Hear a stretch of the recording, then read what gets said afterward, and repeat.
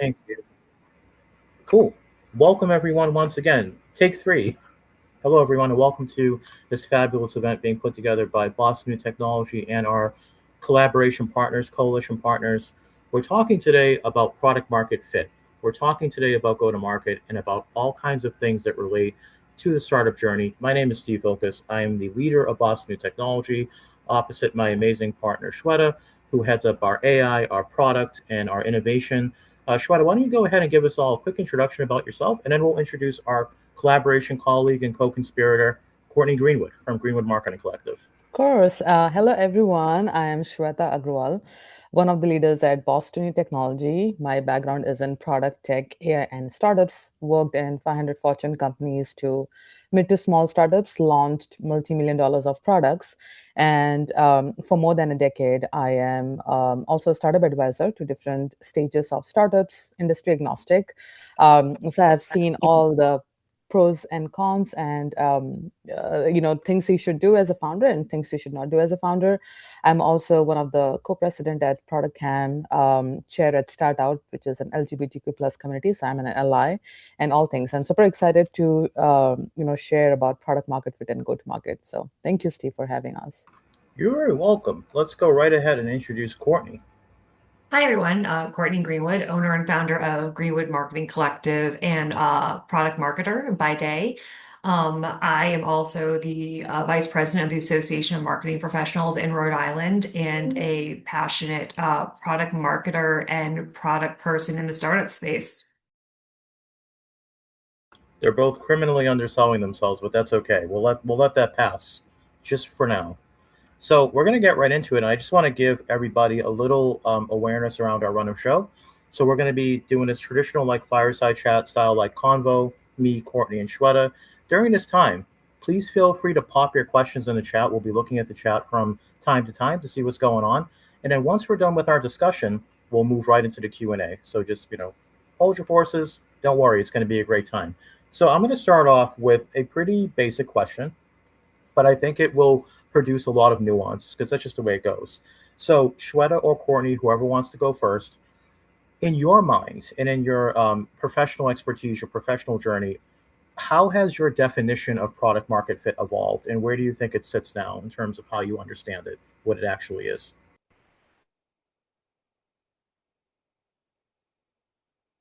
I can start. So, I mean, there are lots of definitions, by Mark Anderson, who says product market fit means being in a good market with good product that feels safety, right, and satisfy the market.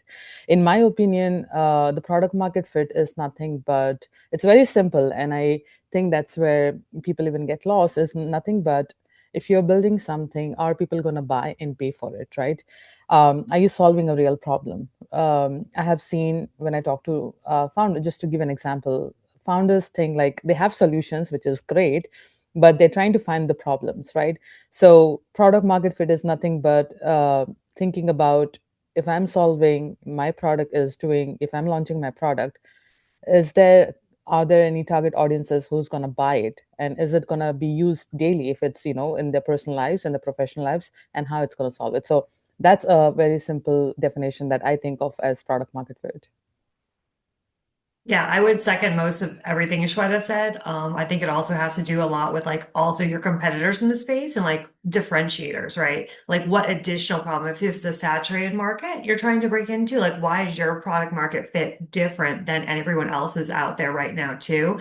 So I think especially like as we get into later on talking about AI, like this is a really important piece to the puzzle. Definitely, and I would say that I echo pretty much everything that both of you just said. I think that my main not hypothesis, but my main like statement that I always tell founders is it's not a static thing. It's not a one and done and then you have it. It's a moving target, and I know we'll get into that too. So actually, I think, but what I just said is a good segue. So either one of you, my other question would be, what are some of the most popular misconceptions that you've come across when it comes to working with founders and trying to help them and what they may think about product market fit?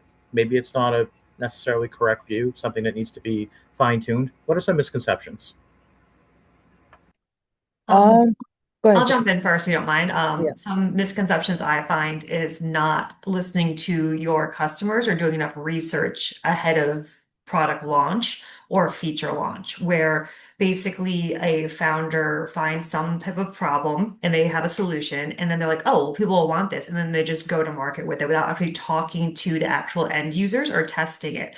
Or continuing that cycle of testing even after a product is launched because the market is ever evolving. You're going to have people who are right on your heels coming up behind you, and you need to continually know what people are liking and not liking about your solution versus other solutions so you can keep iterating on your current product market fit and then where you're going with your future product market fit. Yeah, I echo with like Courtney. You really mentioned a great point, and I'll add a few more things. Not listening to the customers, and I have seen founders making that mistake for almost a year. I was talking to one of the founders, and they were focusing. They thought that their customers are B2B. So for almost a year, they were like trying to sell to B2B, but then they had to pivot because the product is actually for B2C, and then they saw the trend, the growth. Couple of misconceptions, I would say, or the mistakes that founders make when they think about product market fit is when they're too early, they think that, oh, we have, whether it's talking to 10 customers and they think like we have our product market fit, we are ready to launch our product. And they launch it too early. And then they see that there is no traction, there is no customer acquisition. And the second thing is, as they're very early on, even it's like 3 months, 4 months into it, they think of hiring people, meaning the marketing and the sales team or co-founders, and that's great. If you need a technical co-founder, that's great. You have to think about that, but you have to do your POC and validation. But they start off hiring, and when they're bootstrapping, they don't have that much of capital, right? Um, the third thing I've seen, vanity metrics. So this is from a founder, and they have launched the product, and they had a website. They had 1 million views on their website, like the traffic, and they thought like we have 1 million views on our traffic, and we're like, that's great, but how much is, what's their conversion rate, right? There's Mm-hmm. none. So just liking the likes or the Yeah. traffic on the website does not convert your product market Yeah. fit. I Mm-hmm. want Corey. I know you. I heard you saying because I'm going in this direction with you too. I want you to hop on this one. Yeah, I'll say that, like to kind of piggyback on that, I've seen in corporate life before where basically like the private equity or the board dictates that you need to sell a certain product to a certain market, right? But then as is being built, all of a sudden, like as the product marketer, you raise your hand, you're like, hey, like have we talked to any of our customers? Have we done beta testing? They're like, oh, we're gonna do beta like a week before we launch. It's like, no, no, no, it's too late, guys. Like it's too late. Like the ship has sailed. We need to do this at the top of the process. Because what I found out in past lives is that sometimes we're building things people don't want, and we don't know that yet. So we're building something going through the whole process, and it's really agonizing. One example is in a past life, we were building a solution for doctors, and then the doctors had to get their patients to utilize like the portal or whatever the solution was, right?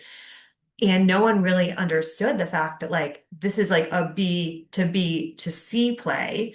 And so we had to figure out how to get the middle B of the doctors to get it to the C, the consumer, which is their patients. And it failed gloriously because nobody did any testing because the doctors didn't have time, didn't have a need for this at this time because they had another solution. So again, like they didn't test the market to understand like what they needed for this supposed product they were problem they were solving. Yeah, and this blends really nicely into what was going to be the next question, which has to do with false positives. After all, it's in the event description, so this is a big thing that we wanted to cover. And I'll go to Shweta first. So Shweta, even like when we think of the term false positive, like speaking of like medicine and all that, like false positive within the realm specifically of product and go to market, like what kind of false positives have you seen, especially because you, I know, just like Courtney and myself, you mentor a lot of startups. So we'd love to get some of your insights there. Any stories from the field? Yeah, so just to understand, when you say false positive, meanings like some mistake, I mean, Well, actually, the wrong signals, right? yeah, Wrong. so sort of exactly like, thank you for asking me to clarify, because to clarify, like, you know, what you said a couple of minutes ago about the 1 million views, that to me is a false positive. It's like, Mm. it looks and feels like something that might be impressive or even an early indicator of PMF, but It really isn't because, like you said, we don't really know whether or not that's going to convert, or if it does convert. Yeah, so there are many. So as and so there are, at the moment, I feel like, based on different industries, right? Whether it's health tech companies like the highly sensitive and industries which is health tech, fintech, legal tech, journalism, right? Um, as we are thinking about the technologies are coming, right? So if you're a founder, you have to not only think about, okay, this is a problem, but also you're moving with the technologies. And one of the things I have seen, the false positives or the mistakes that I've seen founders making nowadays, or thinking like, okay, in order to achieve a product market fit, in order for my product to sell, I have to put a label of AI, whether it's in the name of the company, whether it's just putting somewhere. And as Courtney was giving an example of the physicians and like not really understanding what they need. Nowadays I've seen founders are putting AI in the workflows which the customers don't even need. I mean, there was a Snapchat like a couple of years ago, they launched an AI feature which was inappropriate, and that impacted their goodwill, that impacted their brand. So you have to be very mindful about how you're using it. So that's one thing. Just don't do things just for the sake of doing it. Really see if it's making a product really valuable. And that ties up not only for the customers but also for the investors. If down the line, if you're as a founder looking for the investment, the investors are going to ask you how this AI is helping you in general and how it's getting more customers. The second thing I think of, people like, we think like, oh, product market fit, once I'm done and that's all I need. The product market fit is an ongoing activity, whether you can do once in a month, because there are tons of moving factors. The customers' needs will change. The technology trends will change. Your competitors are doing something. So people think like, oh, at the start of my company, I'm just going to do once, and they don't revisit the product market fit, and that's where they fail. And the third point I would say is the lack of differentiation. As I think Courtney also mentioned, I've seen founders developing 10 features just because they wanted to differentiate. And you don't need 10 features to launch at first. Yeah, Courtney, I'm going to go to you in 1 second. I just want to say that what stood out to me, Shweta, and I've seen this with Courtney too, and what I appreciate about the both of you both have a very scientific method. And what I mean by scientific method is this is all about experimentation. This is all about like creating the environment where we can seek truth in terms of like, first and foremost, I think the biggest thing that's been said so far, which is really gold, is this something that people actually want? Is this something that people are actually going to buy? Is that signal a true signal, a coherent signal? But yeah, Courtney, over to you.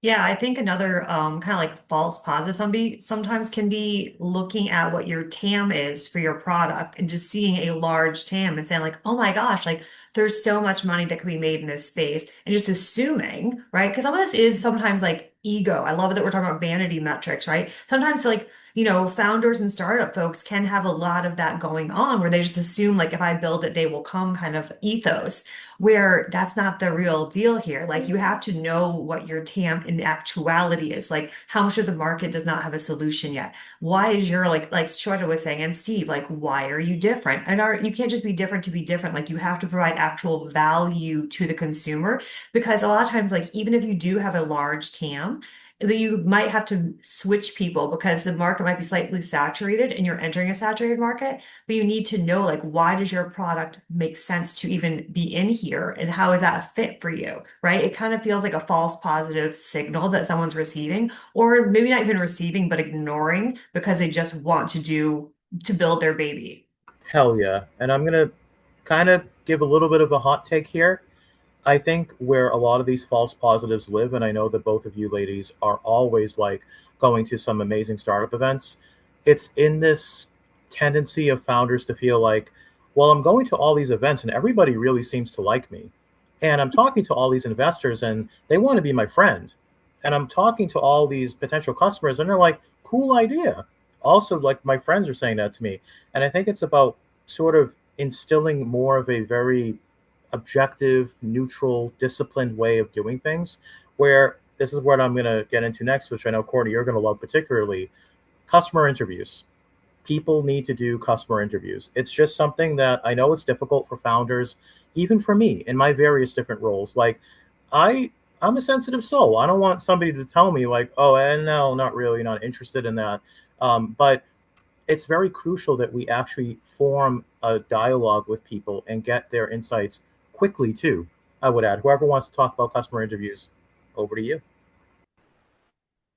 I think I'm Courtney, yeah, go Yeah, ahead. I can jump in here. I've been living customer interviews the past few weeks in a project, um, and it's so important to hear the voice of the customer for so many reasons. Of course, to know if you have product market fit, but also like selfishly, I'm going to talk for a minute about product marketing, which like directly goes into product market fit too, because you need to hear the voice of your customer to know how to speak to your customer, to know what their problems are and their pain points, which again signals your product market fit and also signals to you how to go to market and how to speak to your solutions that you are building because you can have some assumptions, right? Everyone has assumptions and we all know what happens when you assume and it's going to backfire on you. You need to make sure that you're talking to the right people and even some people that you might not think might not be the right people. And the last thing I'll say before I'll pass to Shweta about customer interviews is you don't know what you don't know. A lot of people go into them assuming, again, that they know all these things, but you can say, oh, I know I have these five use cases for my solution and my product. Well, you might have six, seven, and eight waiting out there, and you didn't even think about it, right? Because when you give your solution over to someone, whether it's a tangible product or a SaaS product, they're going to take it and probably do something wild with it that like you never even thought about, which could be good or bad. But again, like you're going to learn things more. And you're not going to know until you have those conversations. Yeah, no, that's a great point. As we were talking, Courtney, so I'll give an example and then I'll chime in more. So there was one founder that I was helping with, and so I work with tons of founders, industry agnostic, and this one founder was working on the health tech product, and the product was mainly for the elderly folks, right? And it was more for the medication, like how, if there's an elderly person, are they taking medication?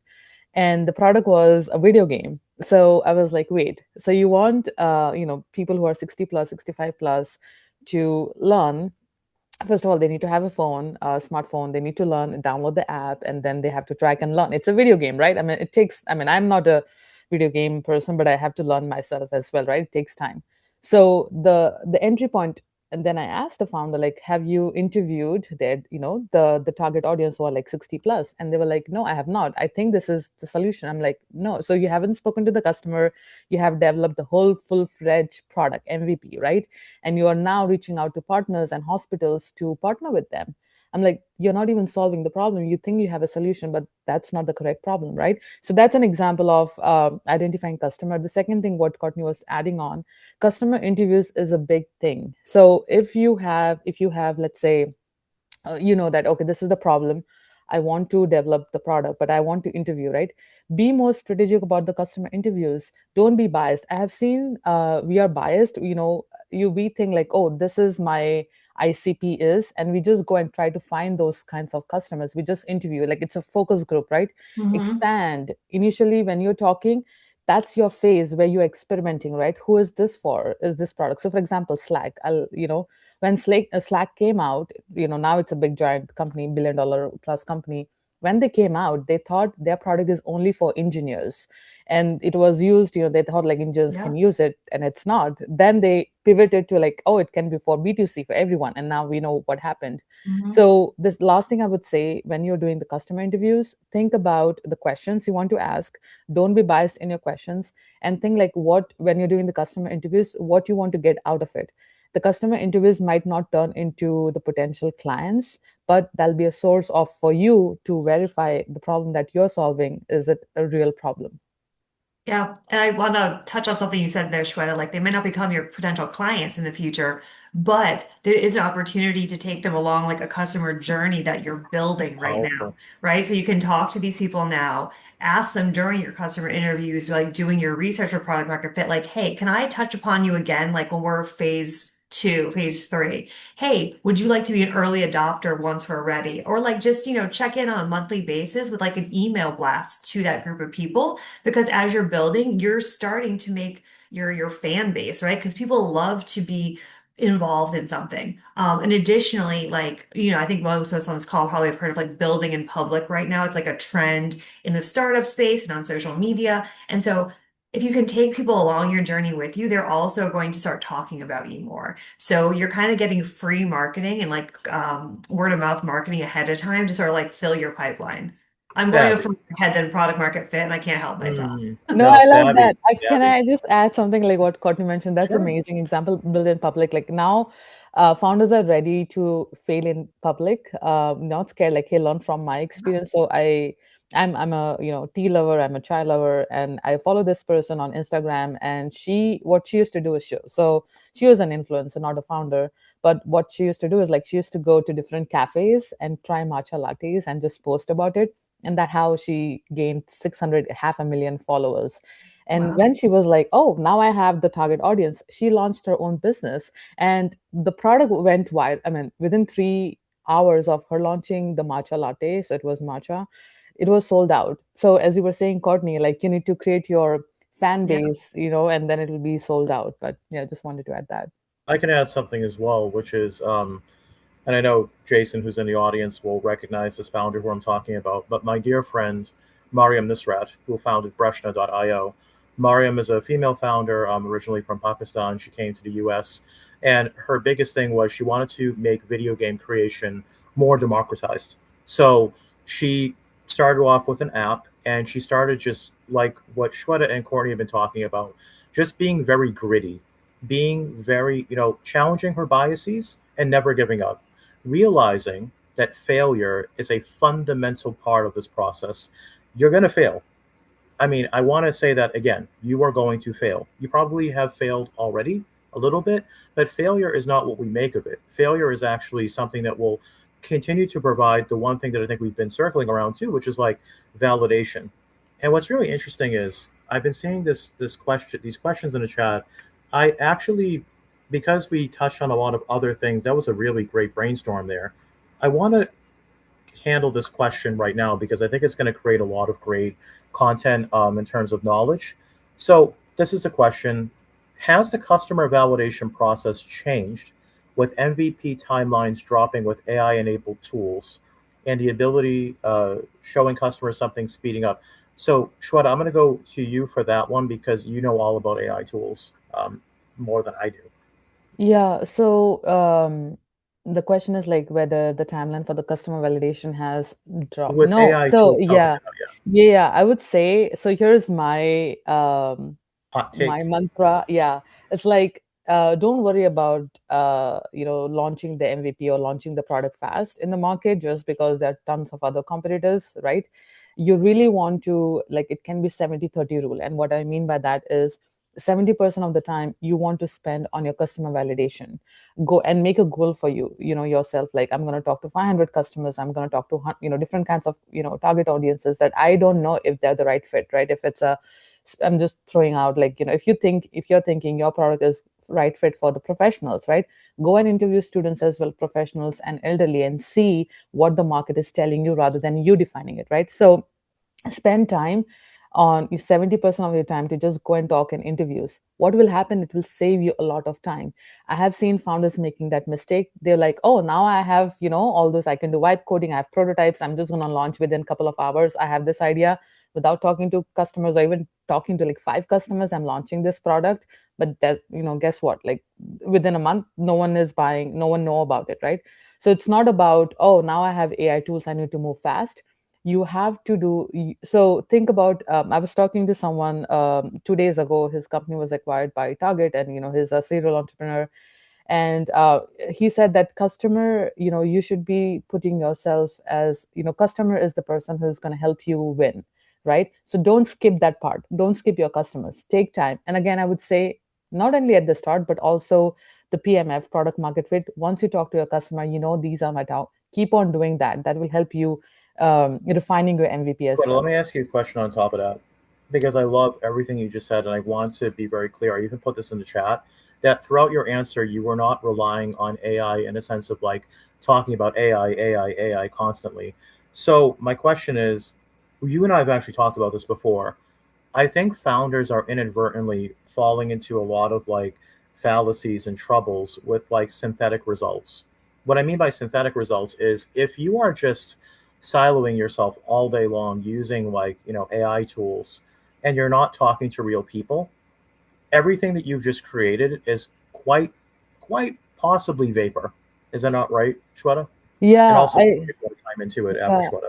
I'll just add something and would love to see, pick Courtney's brain. So, as you were talking about AI, right? I have seen, I mean, founders even told me that everyone thinks like I use AI and I'm going to launch the product. Now, the problem that customers are seeing and also the investors or, in general, like all the products look the same, right? So, how do you, first of all, differentiate your product? How do you differentiate what the problem you're solving?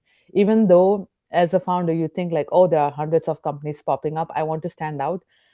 Customers will not need 10 different things, features, or tons of things, fancy things. They will need just one thing. I What feel is that? seen, Shweta. You're hurting my feelings. So just one thing, focusing on that will take you far away. But yeah, just wanted to, and Courtney, over to you. Yeah, I mean, I agree with everything you guys have been saying. It's an interesting thing because there's like speed to market going on at play here too, right? Because like everyone, like everything you just said, like whether you're vibe coding, you're just making things like quicker in general because of AI as a tool, but not the solution. Um, I think like validating the market, like it can be helpful to help you get some initial assumptions possibly, but again, like those are broad. They're not based in I don't think it's really based in reality, right? Like, yes, the AI has to get this information from somewhere, but like until you talk to an actual human who's using things in their day-to-day life, like that's not validated by AI. That's validated by conversations with Yeah. real people, which is what needs to happen And still. I'm gonna ask you something, Courtney, just like how you had a little sidebar with Shweta here, because I think you and I, with our journalistic backgrounds, we would appreciate this. So how I use AI, and I suspect you are the same, and I know Shweta does this too. And I would recommend everybody consider this. Like, I'm not telling you what to do, but try this out. Make your AI tool your contrarian. Make it Hmm. something that if you say I'm going to make $100 million because my customers are going to say this, I think it should be more along the lines of if the way you train your model, the way you use AI tools is for it to kind of like check you on the logic, the facts, all of Yeah. that stuff. Is that what do you And think about that? as a devil's advocate, Devil's really, what advocate. you Yep. want, right? Hmm. That's what you want it to do because, we want good results, right? And then like AI, it's been shown like it wants to make you happy after a while. Like it wants to make you give you what you want. But like I don't want it to give me what I want. I want like the reality of things. You want the So truth. that's why, what was that? You want the truth. I want the truth. And that's why, like, I think still, like, even though AI can get us to the market quicker, like, we need to ensure, like, again, like, we create human in the loop feedback channels for our products. Even if we're doing AI or SaaS or something that's like quick and dirty, we need someone like as the human to keep having it come back to us with the information. So, like, that can be quicker now as a result of it. So, making like a portal, making like a daily check-in or whatever it is, or a weekly check-in some way that your customer or your potential customer is constantly telling you exactly what's going on. I mean, making it simple. I've seen it like, a chat bot in there and you just like drop in your information like, hey, today this happened. Hey, this happened. Today I found this new use case for this. Like just making it simple for the user or your tester to get back to you with this information because again, like the question like Jason asked, like it's just you want to make sure that you're still hitting that speed, but making sure it's real. Precisely. So we are right at 12:31, and what I want to do very quickly is just go through the chat. So I want to say Richard made a really good point too. He said one thing that he keeps in his mind with regard to customer interviews is a demo is a finish line, words are a starting gun. I love that. That is really, really powerful. And I wanted to ask one more question before we get to the audience questions, which is this is classic moderator stuff. So please don't say I am being cheesy, but if there's one thing, and you can both answer however you want, if there's one thing you want our folks to walk away with today, what is that? What is that learning? Okay, I guess go to you first, Courtney. Sure. Don't assume your product market fit. Don't build in a bubble. Um, talk to your customers as much as you can because not only will it help you build a better product, it'll help you market a better product and it'll make sure that you are sending the correct signals early on to hit those initial goals, right? Whether that's, like people on platform, butts in seats, dollars in the door, right? Whatever you want to measure it by. The more you listen to your customer, the better it'll be.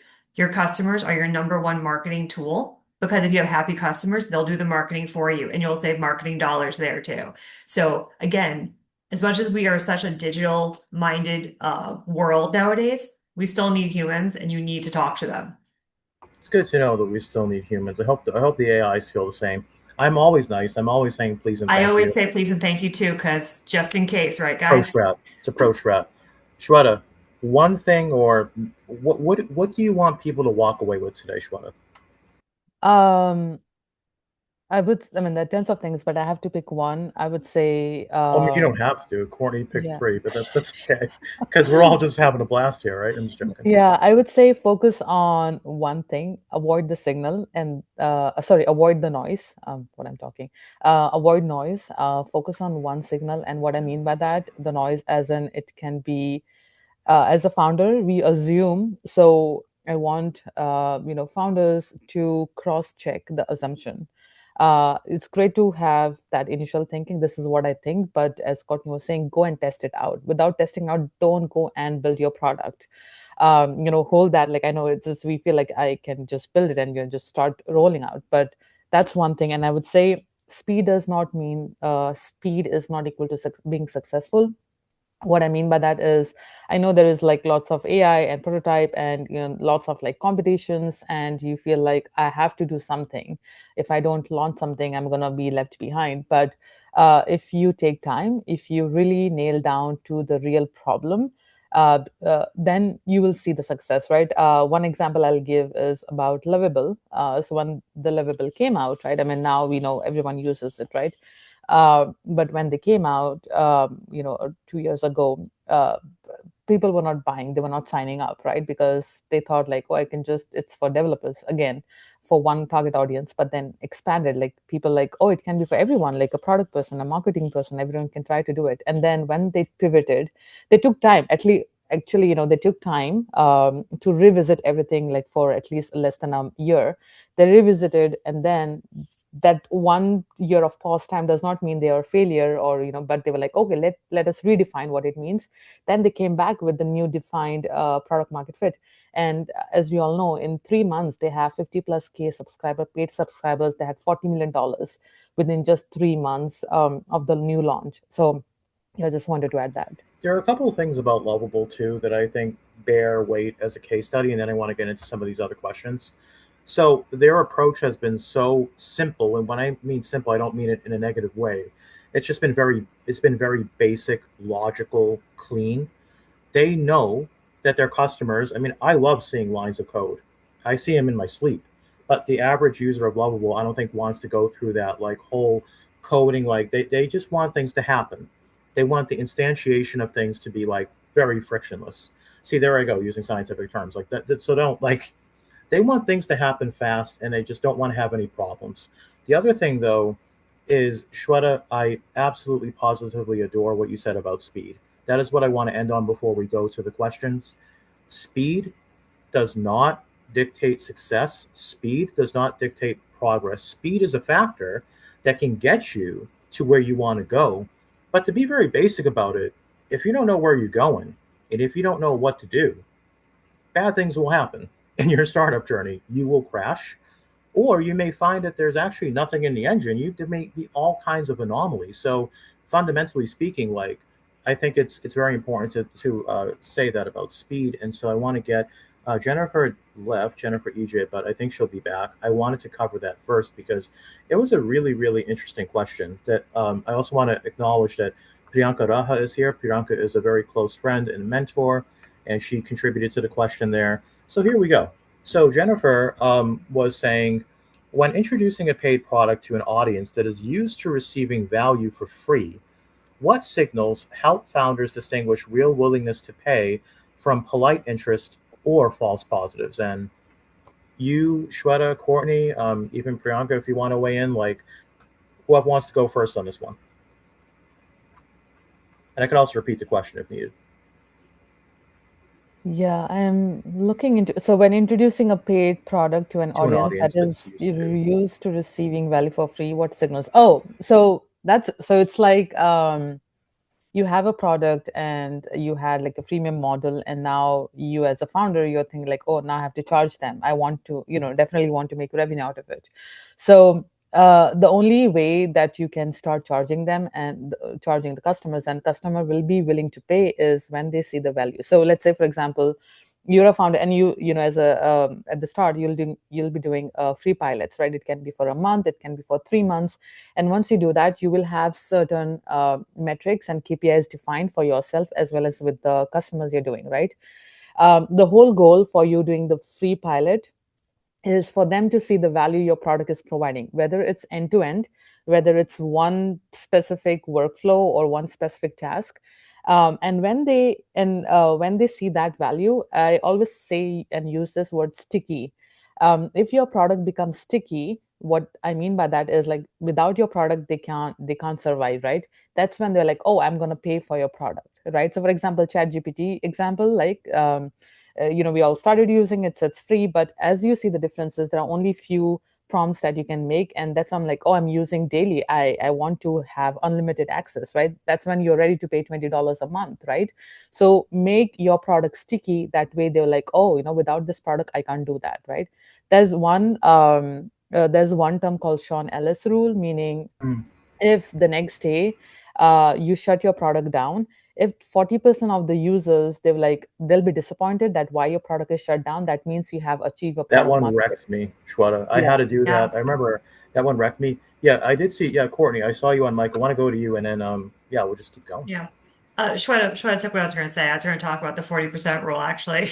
But also, I'll just add in, like, I completely agree with her. I was going to talk about Claude AI because I know, like, personally, I used the hell out of it in the beginning, and then I hit that wall, and I had to pay for it. And then I was like, but I really like it. Like, to me, it's better than others, and so I became a customer. But also in other areas of software, like, you can kind of do like the freemium, or you gray out some of the features. So you start turning on different feature sets, right? Just like, because they already love you and they trust you. So like, oh, if it's really good, like if like the base model is like this good, like imagine if I unlock X, Y, and Z features, right? And then that's where you make your money. So you still can kind of address two markets. So it's a little bit more of like a greater good, some free, providing people with some value there and support, but then also for people who want to like dive deeper and use a more expensive version, then you have that part of it as well you can unlock.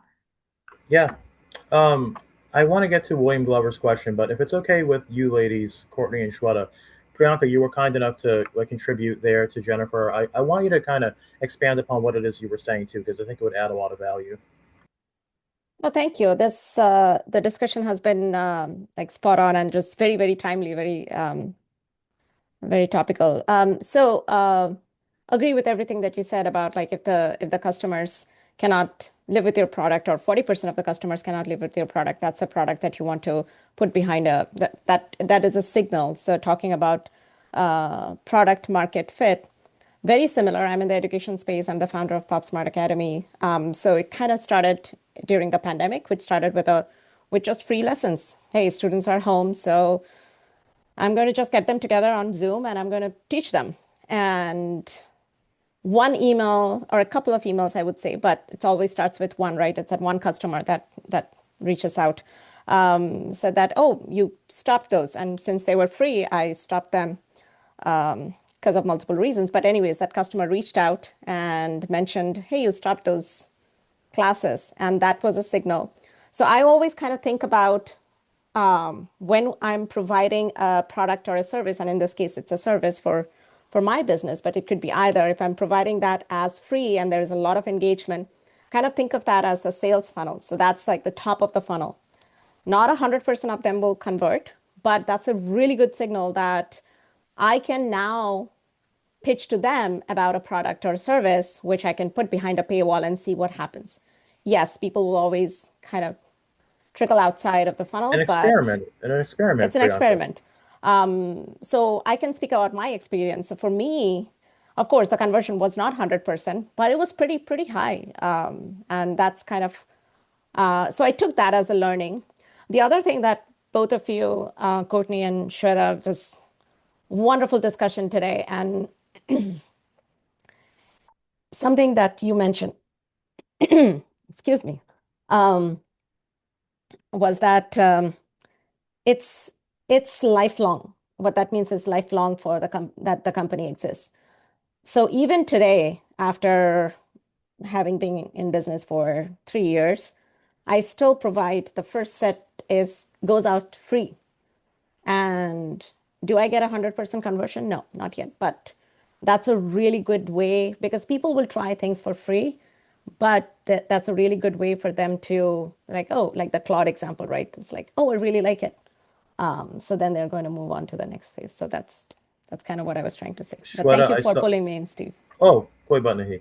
Shweta, I saw you nodding your head. I know you want to dig in on this. Just go right ahead. Yeah, no, I agree. Like, thank you, Priyanka, for sharing that because, yeah, definitely you should, like, even if you're a early stage founder, mid stage, I know, like, when you're giving free, that's you want them to convert, but I would highly suggest, and that's what the enterprises are doing, even if it's a 1 week of free trial, do it for free because you want them to get onboarded, right? One example is founders, right? So when I talk to founders and they were like, oh, I have this freemium model, so the mindset I was a little bit changed, right? Because you don't want to get disappointed. You want to give the freemium model, and then have the customers, and it is for you to develop your product. I as founders, you really want to get the feedback during those, let's say, 1 month of free product, right? How you can get as much as feedback, advice, and see how your platform is performing, so that way you will rework on your platform, right? Yes, you want to convert your customers, right? It will happen once you solve those in example. So when you're in alpha stage, you're in beta stage, before you going into MVP, try to do all those things as you can. But yeah, just wanted to add that. Amazing. Courtney, do you want to add to that? And then I'm going to go to another one of William's questions. No, you can go back to the question, Steve. All right, Let's get sounds some more. good. Yeah, exactly. Let's get some more. So William, who by the way, I just want to shout out William, and also his partner Maria. They're part of the BNT community, and they do a really good job at our pitch practice. Want to just shout out actually everybody who's here because thank you for being here with us with this great session today. So let's go ahead and look into William's question. So what he says is, I understand the value of primary market research, especially customer and channel interviews, and prioritizing PMF over speed makes sense. Good to know this is all like resonating. That's awesome. But his question is, but are there tools that improve the validation process, reliability, and quality that any of you would recommend? So again, we have kind of like a tooling preference question here, and either one of you can take it up first. I have some thoughts too, but I'll save those for the end. I can go first. So yes, there are definitely tons of tools that you can use, and maybe like it, I can keep on going, but maybe we should do separately, Steve. I think of that. So to start with, I would not suggest to use like 10 different tools, but like very couple of tools you want to use as you're Don't doing be research, Steve. right? Don't use 10 tools. Yeah, don't use 10, don't think like you have to use 10 tools. First of all, before I dive into the name of the tools, I would highly suggest to think like where you are spending most of your time. If you're a solo founder, or if you have a team of 3, or you have a team of more, 10 plus people, where you're spending your most of the time, like I said, admin tasks, is it reaching out to people, is it interviewing, where you're spending your energy more, that you can automate, right? So that's, first of all, that's what you want to identify. The second thing, if you're doing the research, right, early stage, and you want to validate, Perplexity, I always use that. So I have a couple of different LLMs that I use for different purposes, but as for research, you can Google it. But if you're doing the ICP and target audience, Perplexity is great, and that will give you some resources if you have not used it already. There's something called Craftful product. It's really great for the customer insights, to get the market insights that will help you as you're interviewing, right? There is also something called Dovetail that will help you to organize. So if you're interviewing, let's say, 100 people, 100 customers, it will help you to identify what are the patterns, what are the categories.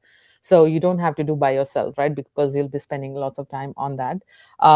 Then there is what was that? Look Back is another tool that I would highly suggest to look into. Upside is a pretty new tool, but it will help you to see if the users really find value out of Courtney and I your. are smiling because we're getting the whole one-stop shop Shweta Okay, catalog here. I'll just, yeah, no, Right. I'll share. Yeah, but Courtney, over to So, you.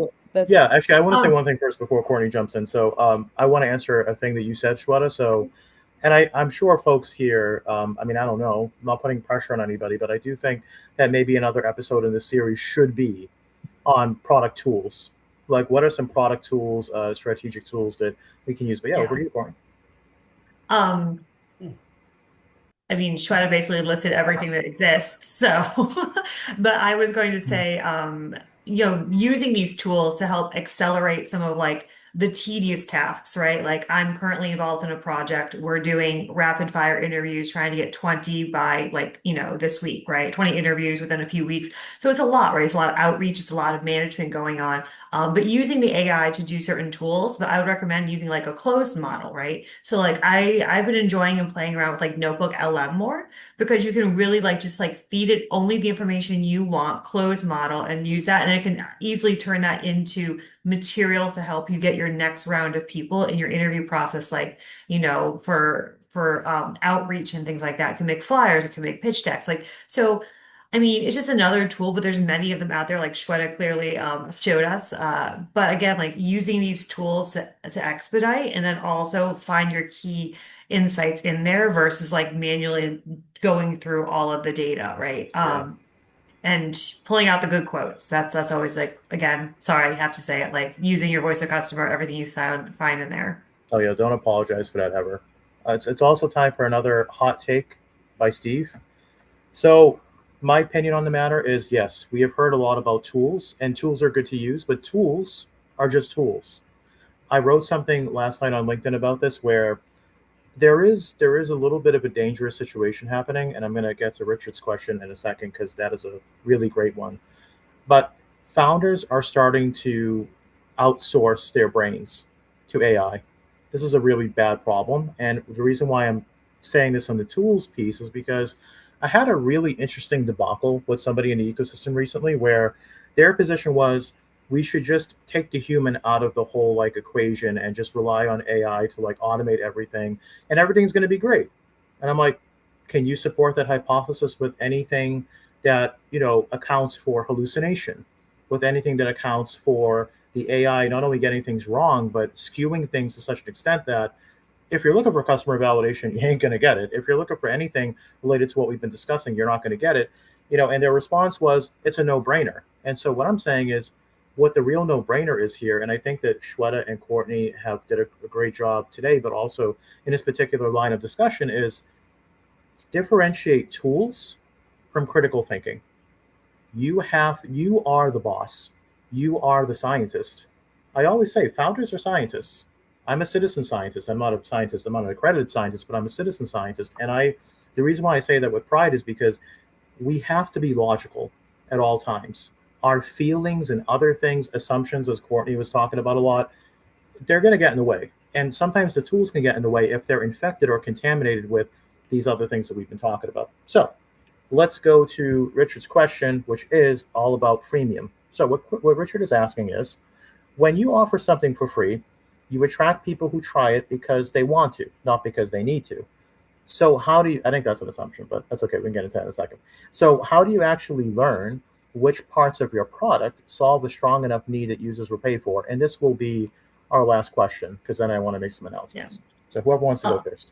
I'll jump in here a little bit, and this might be a hot take by me this time, All but right. um, if someone's only using it because it's free, they might not actually be your ideal customer.